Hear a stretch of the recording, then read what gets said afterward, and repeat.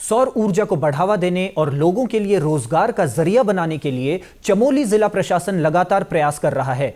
जिला प्रशासन की ओर से अब तक करीब 150 सरकारी भवनों में सौर ऊर्जा संयंत्र लगवाए जा चुके हैं, जिनसे ऊर्जा का उत्पादन शुरू हो गया है। चमोली के जिलाधिकारी संदीप तिवारी का कहना है कि सरकारी भवनों में सौर ऊर्जा संयंत्र लगाने के पीछे राज्य सरकार की मंशा यह है कि बिजली की खपत को कम से कम किया जाए और साथ ही अतिरिक्त सौर ऊर्जा का विक्रय कर उसे आय का जरिया बनाया जाए। मुख्यमंत्री जी के निर्देशों के क्रम में सभी सरकारी बिल्डिंगों को सौर ऊर्जा से आच्छादित किया जाना है और इस क्रम में करीब 120 से 150 के बीच में ऑलरेडी यहाँ पे स्थापित किए जा चुके हैं जो सरकारी बिल्डिंग्स हैं, हमारी ऑफिसेज हैं। और अभी विगत दिनों में पोखरी में नागनाथ इंटर कॉलेज में भी एक सोलर प्लांट लगाया है।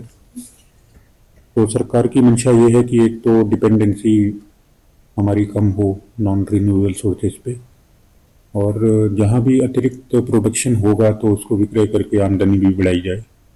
तो इसमें लगातार प्रयासरत हैं, सभी बिल्डिंग्स को चिन्हित किया जा रहा है और आशा है कि जितना बजट प्राप्त होता जाएगा उसके आधार पे सभी बिल्डिंग्स को कवर कर लेंगे।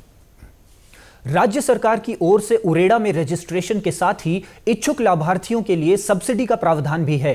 जिलाधिकारी का कहना है कि इसके लिए लोग जिला प्लान व मुख्यमंत्री सौर स्वरोजगार योजना के तहत आवेदन कर अपने बंजर खेतों में सौर ऊर्जा का संयंत्र लगा सकते हैं, जिससे उन्हें अच्छी आमदनी प्राप्त हो सकती है।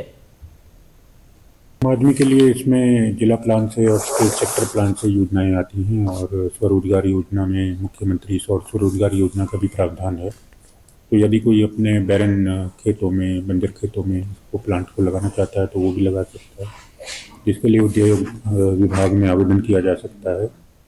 और जिला प्लान में भी प्रावधान किए जाते हैं सोलर स्ट्रीट लाइट्स के और सोलर प्लांट्स के। तो जो सोलर स्ट्रीट लाइट्स लगती हैं ग्रामीण क्षेत्रों में या नगरीय क्षेत्र में भी, वो आम जनमानस के कल्याण के लिए लगती हैं।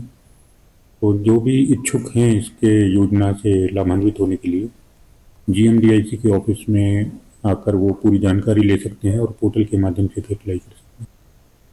चमोली जनपद में सरकारी भवनों के अलावा अब कई लोग भी अपने घरों में 3 व 4 किलोवाट के सौर ऊर्जा संयंत्र लगाने लगे हैं। स्थानीय लाभार्थियों का कहना है कि PM सूर्यघर योजना में सब्सिडी के साथ साथ घर की बिजली का बिल भी फ्री हो रहा है। उनका कहना है कि सभी को इस योजना का लाभ लेना चाहिए, क्योंकि आने वाला समय ग्रीन एनर्जी का है। जो PM सूर्य घर योजना है, मुफ्त बिजली योजना है, 300 यूनिट जो माफ की गई है सौर के द्वारा, जो ग्रीन ऊर्जा है हमारा सोलर के द्वारा। तो इसमें क्या है, इतना बेनिफिट है, आने वाले समय में इसी का समय आने वाला है, क्योंकि 2030 तक जो है सोलर इंडस्ट्री जो है बहुत ग्रो कर रही है हमारे देश में और सभी को ये अपनाना चाहिए। और इतनी सुंदर योजना है जिसमें 1,36,000 सब्सिडी है और आपको केवल 3 किलोवाट का अगर लगाते हैं आप तो 2,15,000 आपकी कॉस्ट पड़ती है, जिसमें से 1,36,800 घटा दें तो आपको 78,200 रुपया का प्लांट पड़ रहा है। और हमारी जो 2 महीने का बिल आता है यहाँ पे, तो 2 महीने के बिल में हमारा जो है, जो हमारा प्लांट ये प्लांट बना रहा है 450 यूनिट बना रहा है 1 महीने का, तो 2 महीने का 900 यूनिट बना रहा है ये प्लांट। तो हमारा जो खर्चा होता है 550 ऐसे ही होता है 2 महीने में। तो हमें काफ़ी फायदा है और हमें UPCL इसका जो है 4 रुपया 58 पैसे के हिसाब से पे भी कर रहा है।